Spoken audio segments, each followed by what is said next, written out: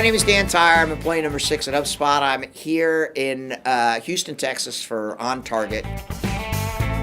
The reason I'm here is Catherine Durham and David McNeil asked me to come to Houston for an On Target day, right? I love coming to Houston. I met Tasha when she took my lion costume out of my briefcase and put it on her head at a bar in Boston. And I said, anybody who's like that forward, I'm happy to hang out with. And Scott, who's a super guy, right, has essentially pivoted the whole On Target agency around an inbound agency and now a growth agency. So you guys were awesome. Oh my God, you packed a room of like down-to-earth Houstonians, right? Houston strong. It was a great day. We did 2 hours of explaining inbound, explaining marketing, explaining why this is important, explaining in different vertical markets. There was a lot of opinions. There was a lot of ideas. It was interactive. There were a handful of jokes.